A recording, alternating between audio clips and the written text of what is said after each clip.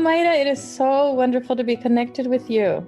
Hi, thank you to invite me here, and I'm very excited as well. Wonderful, wonderful.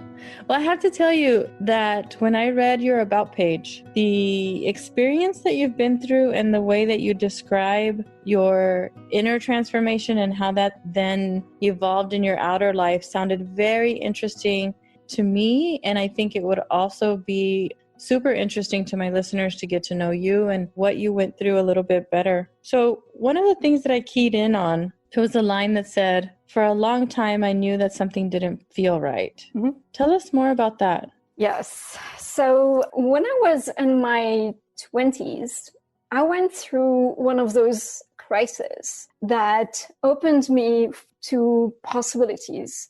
And at that time, I called that opened me to a certain consciousness or a certain awareness or a certain spirituality. It's all the same word. And life went by, and came a time, it was after we came here to live and work in the US, and I was working in investment banking, and things were going really fast for me. It was very hectic. I was completely obsessed with work. I was numbing myself with work. And at the same time, something was really off. I had at that time a health coach and an acupuncturist, the same person, and I would go and see her once a week, and I would say the same thing. I think I lost my spirituality. I'm not finding myself. I'm not happy. I don't feel good. And she would try to change my mindset into, there are things that you can feel appreciative for, you can be grateful for. But in my head, it was like, no, I'm not okay. And as time passed by, and as I was continuing to numb myself with more work, I was the epitome of the workaholic for you. I would wake up in the morning every day at 4 a.m. I would be on a conference call with my colleagues in Hong Kong around that time, or replying to their emails. After that, I would call London. Then I would prepare for work. I would get to the office between 6:30 and 7, and sometimes before that. And I would check out at 9:30 in the evening. And that would be my weekends, a bit modified, but more or less that. It would be my holidays. I was working all the time. And all of a sudden, something really iffy started happening to me. I started not feeling well physically. Now, I'm someone who, from my 20s, I'm going to say it's my whole life, but let's say that from my 20s, when I was really in charge of my own health, I'm the kind of people who would eat organic before it was fashionable, I'm going to say. I used to live in France. I'm someone who would work with acupuncturists or homeopathy, an herbalist, and all that kind of stuff, naturopath. And then there's something physically that was not all right. I was coughing. I was not being able to breathe. And at some point, my husband came and said, I cannot interfere with what you're doing in your life, but this job is suffocating you. And it's quite literal. It's very physical. So you need to go and ask yourself, is it worth the price you're paying? Mm-hmm. And of course, at that point, I was getting really sicker and sicker and I decided at some point, okay, I'm going to resign. So I resigned, and I gave them 3 months to find a replacement, because I was the one who created that department, and it was a key department. Mm-hmm. 2 months in, I sat with my boss, and he said, okay, what do I need to do for you to stay? And I said, okay. So I gave him the impossible list, thinking, what is never going to happen? I'm leaving. I don't care. And what do you know? I got everything I asked for. And this is one of those games when you try to leave, the game will not allow you to leave. Somehow it finds its way to bring you back inside. Mm-hmm. And this is what happened. So the irony in all this is that I came back with the caveat that I was really sick, and at some point I really wanted to go and see a doctor, which I did. And I went to see a first doctor, and I was apparently asthmatic. And then completely out of nowhere, that doctor said, before we start giving you cortisone and more ventilators, not ventilators, is the wrong one, inhalators, why don't you just go and have an X-ray of your chest? And that was the beginning of a big adventure in my life. I discovered that I had a very advanced cancer. I had Hodgkin's lymphoma, which was very odd because there was no one in my family who ever had cancer, except my mother, who was ironically diagnosed 1 month before me of breast cancer, completely out of nowhere. It was stage 1. And the second, I was a very healthy person. I had a very good immune system. And I was older and I was a woman, whereas Hodgkin's is typically younger. This is the kind of cancer, unfortunately, teenagers and people in college get usually, and it's a rare form of cancer, although it's well known. So that was the beginning of a very interesting, and I'm going to say the word enlightening adventure for me. Mm-hmm. Cancer opened a lot of possibilities for me. It was the biggest transformation that I went through at that point in my life. And I had others. My parents lived in Syria. We left Syria when I was 11, which was a very difficult time in my life to readapt. They immigrated to France for a lot of reasons. It wasn't an easy move for them either. They risked their life for that. So I had a lot in my life to say, but this one was really a key one. Name some of the ways for us that cancer deepened that transformation in you more than these other difficult things that, transformations, transitions happened in your life. Like, how did it enlighten you in a different way? And I'm guessing that it's more, my hunch is, because you said you were missing your spirituality, that it filled that in for you somehow. Did it? And if not, help me distinguish between that experience and how it changed you and the other ones. Absolutely. It changed me because all of a sudden I was back the same way when my parents immigrated to France. I was back to be on my own, which is something that I really resented in a way. I was very afraid of when I was a teenager because I really felt really alone and lonely and unsupported and desperate. But in that case, it was more a reconnection with myself. It was more listening to myself. And I'm going to give you a couple of examples.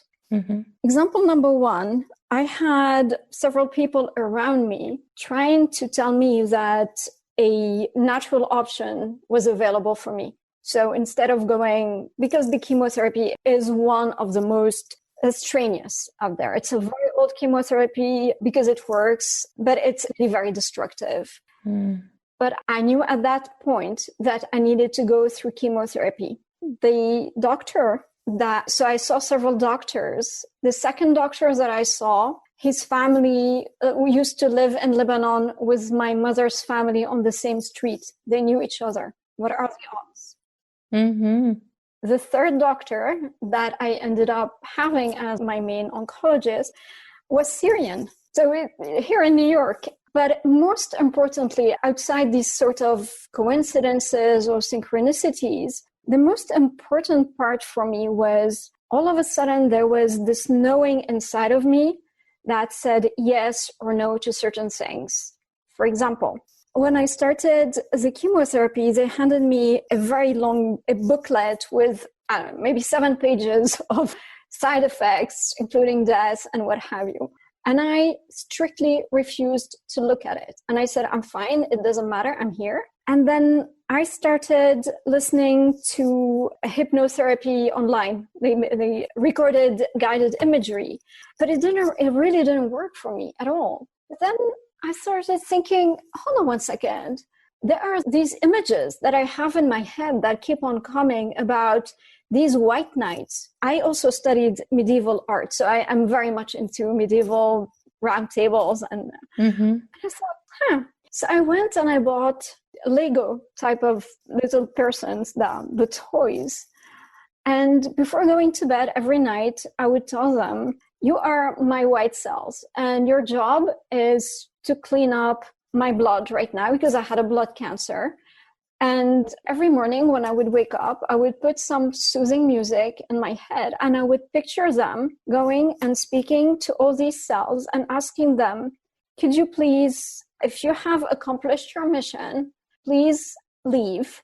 And I would ask permission for them to remove them, to be removed, and to be taken to be recycled. The most striking part was at some point I got very pissed. That's the right word. I was trying to be a bit more PC, but no, I was pissed. They told me after the second session of chemotherapy that I would be losing all my hair. Mm-hmm. And that was, I thought at that time I could go through anything, but this one, it's no. Because I worked in a very stressful environment. I was still working. I continued working throughout. And really the thought of having to put a wig every day and with the wind, and it was all sorts of, I really cannot deal with it. So what I did, I went with my husband and we found a wonderful hairstylist who did a beautiful wig for me. So I had that wig in my hand and I went home and I started crying. And it was tears that I haven't had for a very, very long time. I started praying and I said, listen, God, you asked me for a lot of things and I've never shied away. I protest, sure, but I never shied away.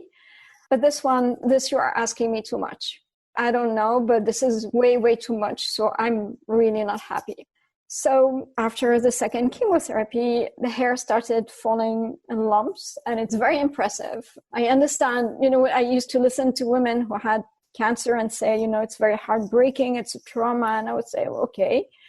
But then when you put your hands in your hair and you have the whole hair coming in your hands, it's impressive. Mm-hmm. But after a couple of these, it stopped. Hair stayed. Oh, of course, I lost a good probably 60% of it, but I never needed a wig. I did not get sick once. Everybody around me had the flu and what have you, and I would go to work every day except the week of chemo, but I'd be working from home at that time. Before, I didn't need any kind of excuse. It was self-care, but I would work from home. And I really had very, very few side effects. It was really the hair and the digestive usual issues, but it's... Mm-hmm. So the enlightening part, outside all the description, was a complete...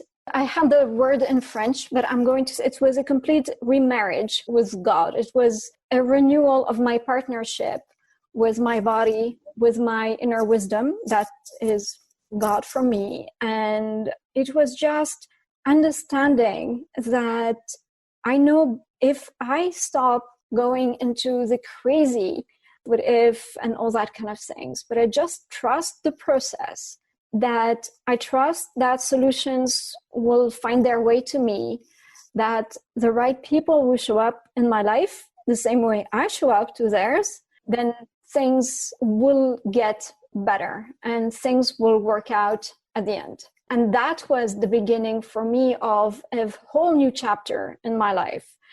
I did not leave my job immediately. It took me 2 years to break free from what was retaining me there, which was mainly because I was very scared. I didn't know what I would be doing, what would happen to me. Mm-hmm. After 2 years, there was an incident that happened. It was an email that was sent, and I cannot tell you, my head went nuclear.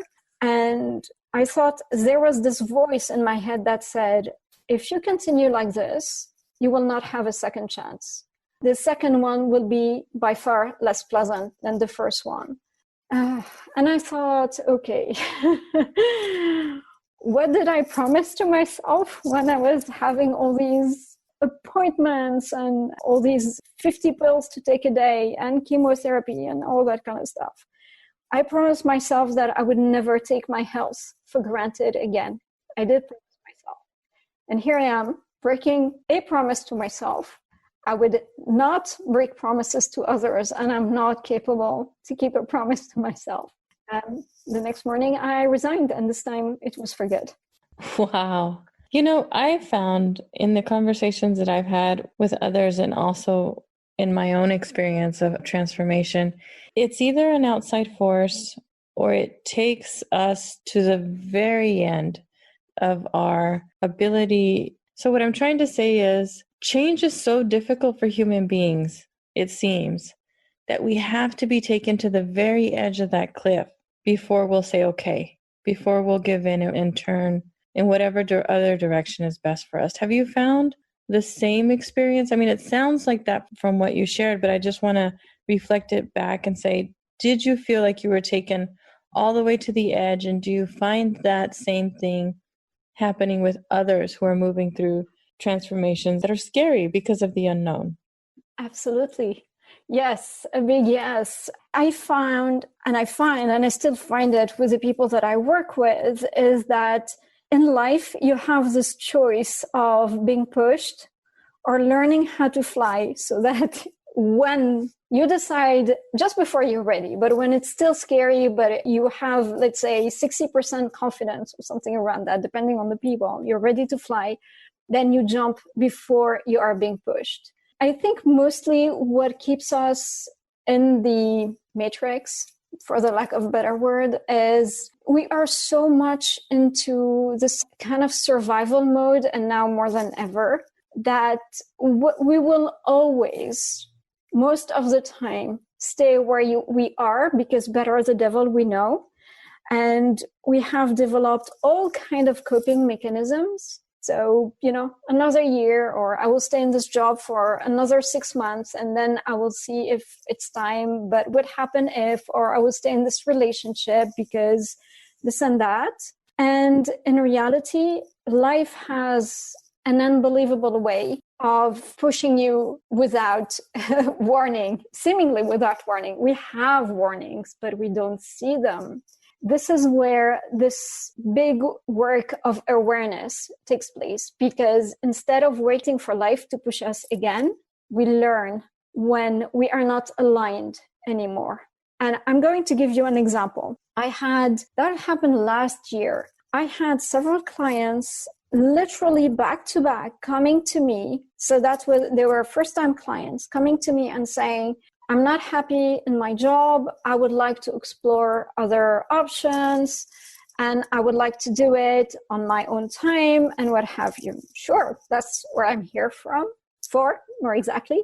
And when they started opening themselves to looking around, to finding different opportunities and what have you, either they found a job or something in their life happened that made them quit their job. When the time is right for us to move out, something will happen for this transformation. And of course, when you are in the cocoon, to get out of that cocoon, it takes effort. It's painful somehow. Mm-hmm. But boy, it's so nice on the other side of that tunnel. It's so much nicer. The best part of it is when we get to that point where we feel this awareness, when we understand that what happens to us is a lesson. If we start seeing things as a lesson, then we discover that whatever we do in life, whatever we healed in ourselves, we are healing. We are called to heal in others. And the second part is whatever we are teaching others is what we need to teach ourselves. And this transformation of more consciousness, alignment, awareness, or mindfulness becomes a dance with others. All of a sudden, we value connections more than being right, more than the anger of being unhappy or dissatisfied. We start appreciating the little things, and we discover that, sure, there are some bad things happening, but there are also a lot of good things happening. And we don't ignore the bad things. We work on them, but we are supported by family, by friends, by our own resourcefulness, by whatever we have around us. When we start identifying all these things that bring us joy, then we know that we find in ourselves this courage, this inner strength to continue on the path. Because after all, our lives is a big hero's journey with small hero's journey inside. Mm-hmm. So we're going to find teachers, we're going to find mentors, and we're going to find ourselves. And sometimes it takes time to get there. So the journey to transformation can be difficult. It shouldn't be, but we're humans after all. So we like to complicate things for some reason.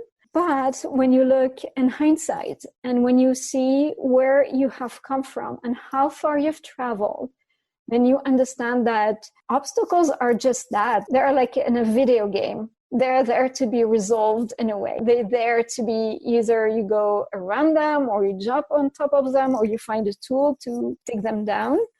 But there is always a solution that once you have mastered or learned, that will help you going forward in life. And when this obstacle comes back, if it comes back, it doesn't feel like an obstacle. It feels like, yeah, man, I've been through this. It's nothing. Let me move out. Let me continue.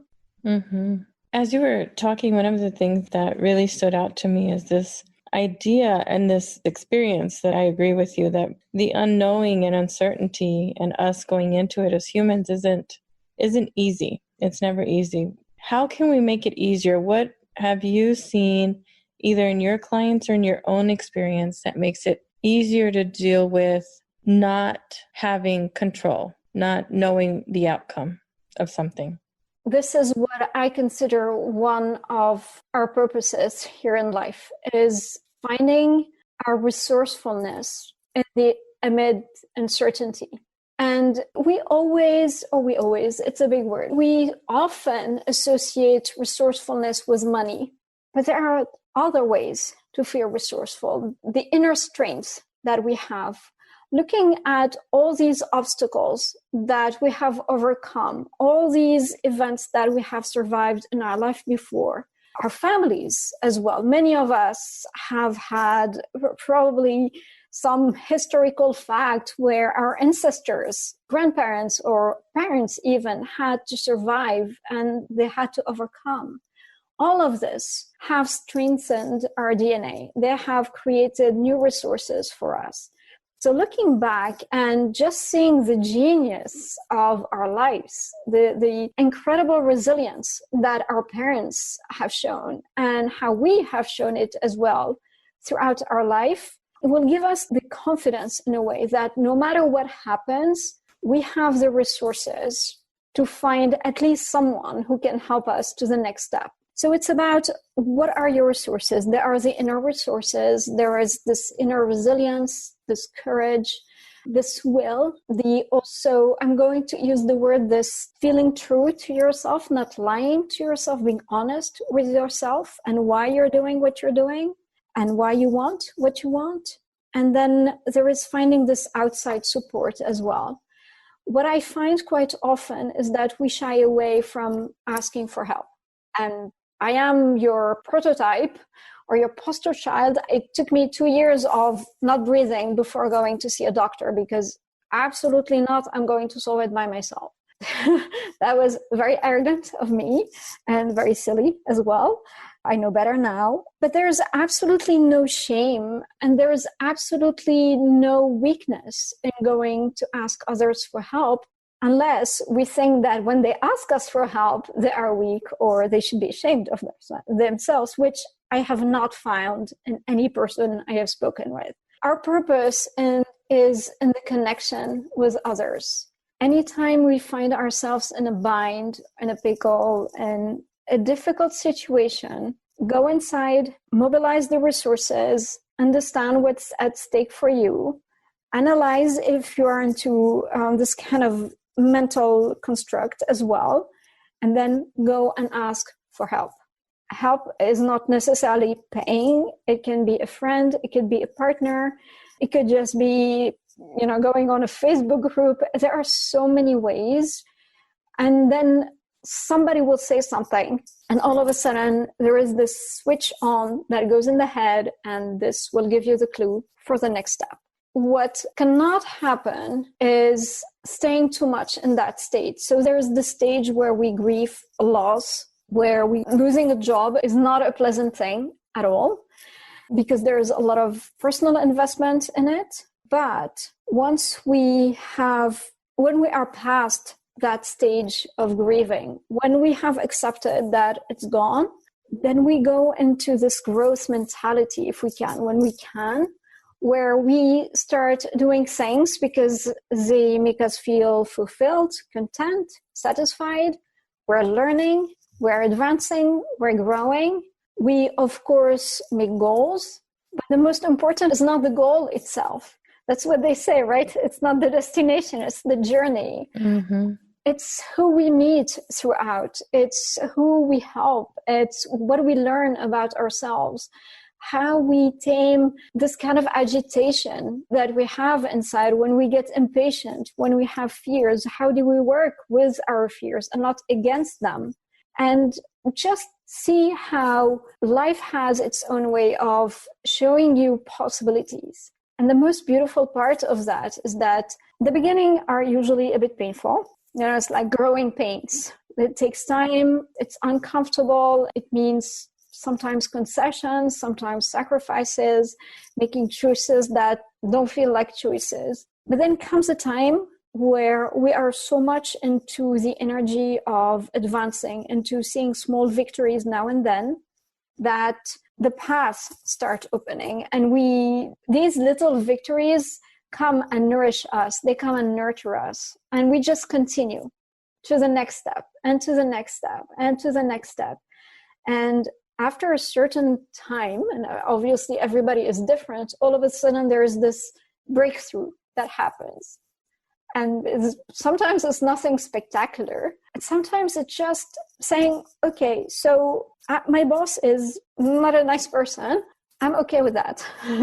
Because what matters for me right now is to learn as much as possible so I can have a good resume, so I can change job, for example. Mm-hmm. Or, it's not ideal that I need to divorce, for example. I need to separate. Right now it's really not an ideal thing, but it's better than staying in a relationship where neither of us is good for each other. So how can I do it so that it's for my good without harming the other person either, but while protecting myself, respecting my boundaries and what have you.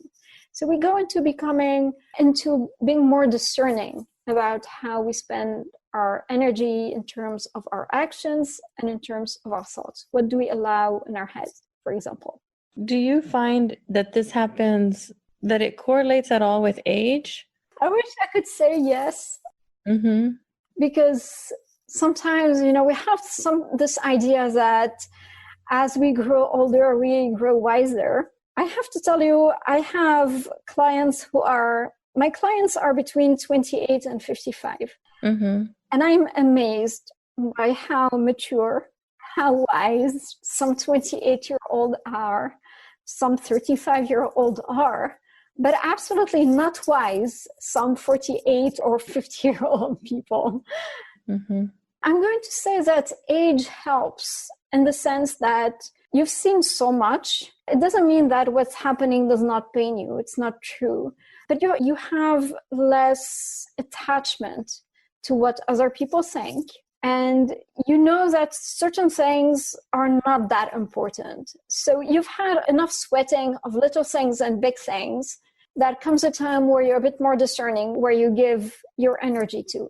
Where I find 35-year-olds as wise as 50s is in the sense of not having that much attachment to materialistic things. And what I mean by that is that they are more into the self-development type of the growth mentality, because that's how their parents' generation, which is probably also our parents or my generation, just maybe a bit older, but they have been taught differently. They have been taught, make sure you do something you love, make sure that not everything is about being the best and, plowing through. There is still that inside of them, but they question it. Mm-hmm. Whereas I find my Gen X people, and again, it's very generalization, which is not really a good thing, but culturally, I will say that we have been taught that,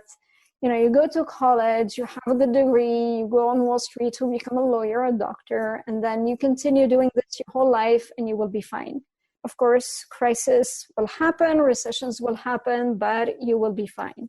30, the more millennial type of culture is more about adapting, grabbing, being a bit more proactive, I would say. And this is where they are a bit wiser than the older people.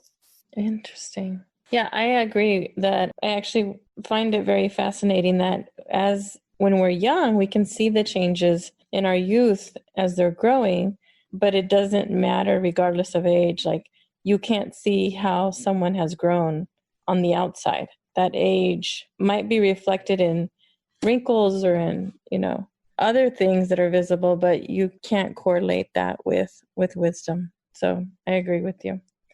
I'm really curious, Mayda. One of the things that you said came out of your experience is that you have a knowing inside of you that tells you when to say yes and when to say no.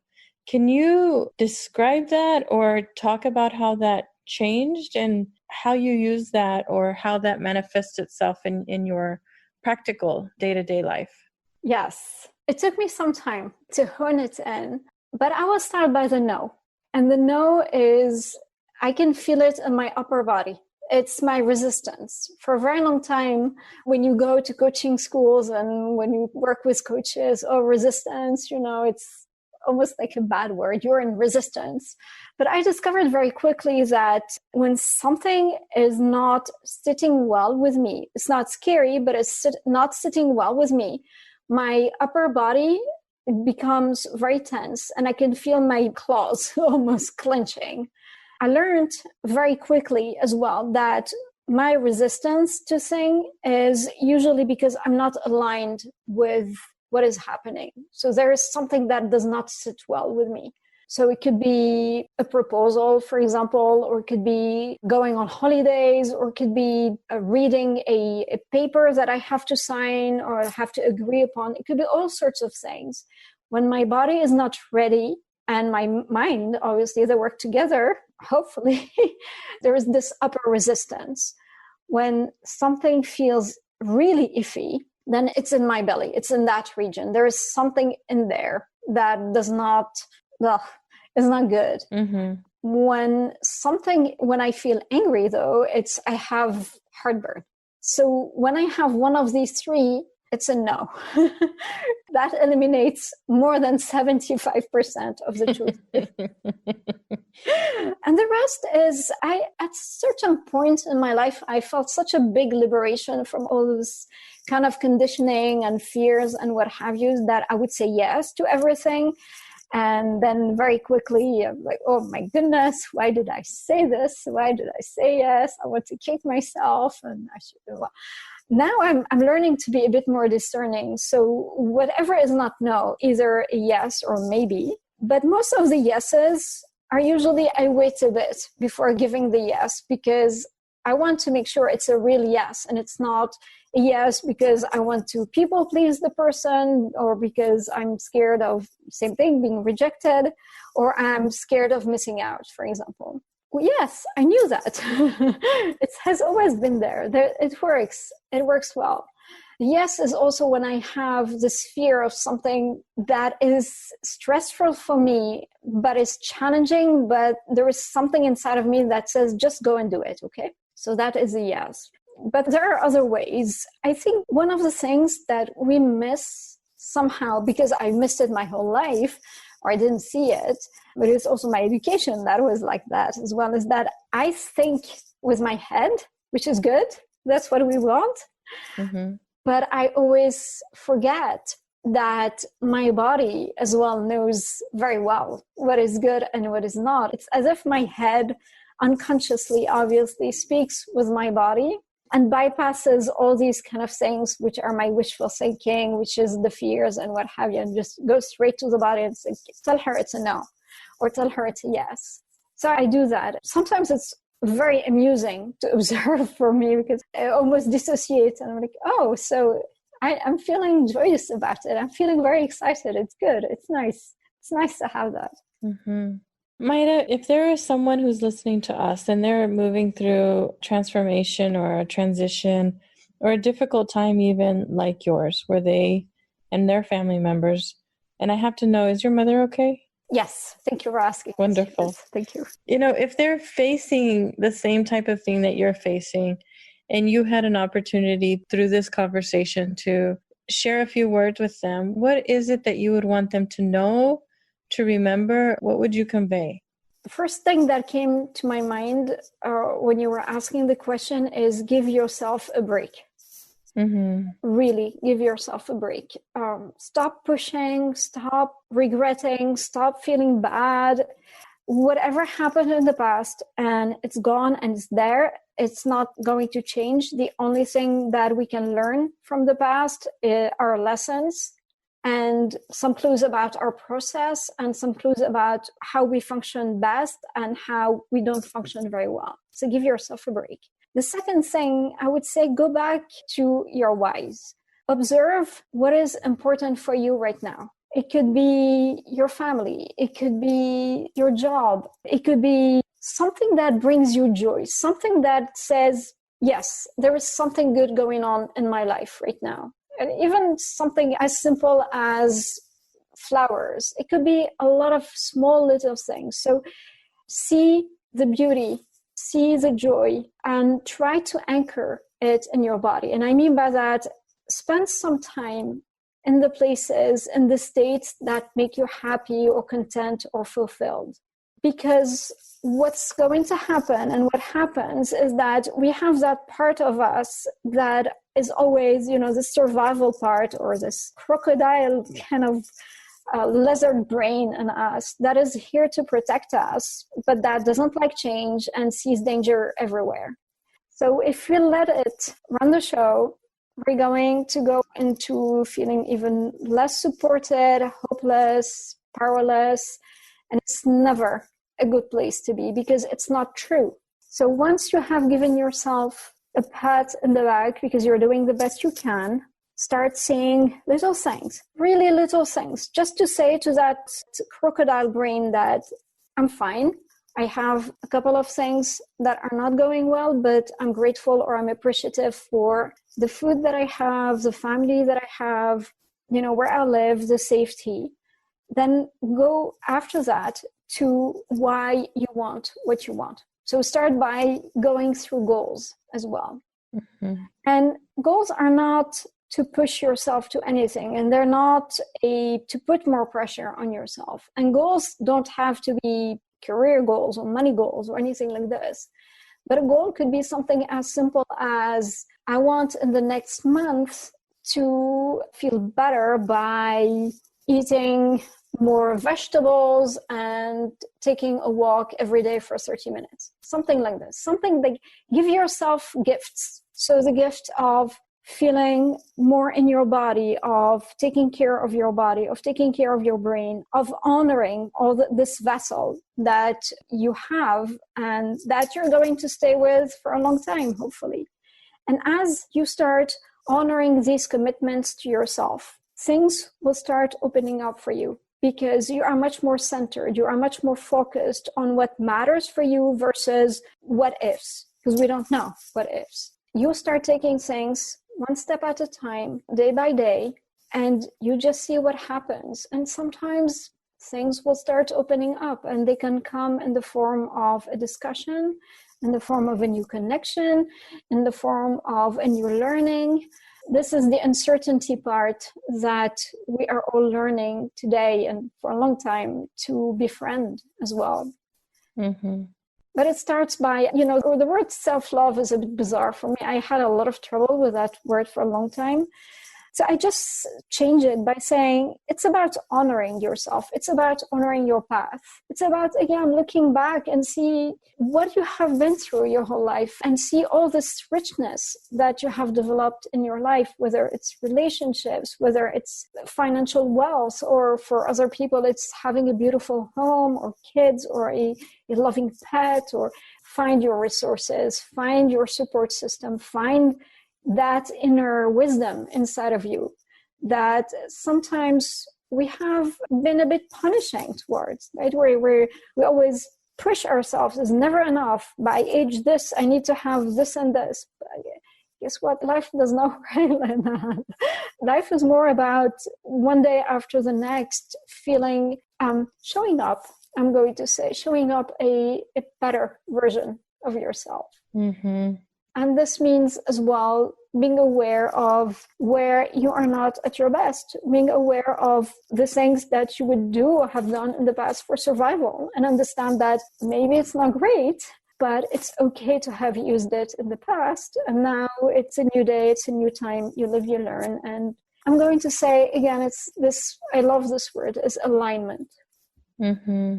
Once you are aligned with what you want, why you want it, what are your values, what is important for you in life, once you get to that point where all these are stacked perfectly, whatever action you're going to take it with all this in mind.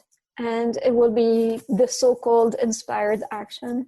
And these are the best ones, because this is like the big jump into the unknown. And we don't know what's going to happen, and we cannot know what's going to happen. And then something happens. And it's like, oh, nice. Thank you. I love that. Nice. Thank you.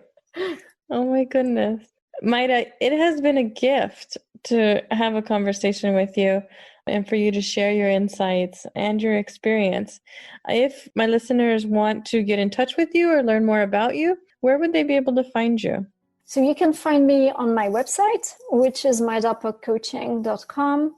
You can find me on LinkedIn, Mayda Poc, on Facebook, Mayda Poc Coaching, and on Instagram, Mayda Poc as well. Wonderful.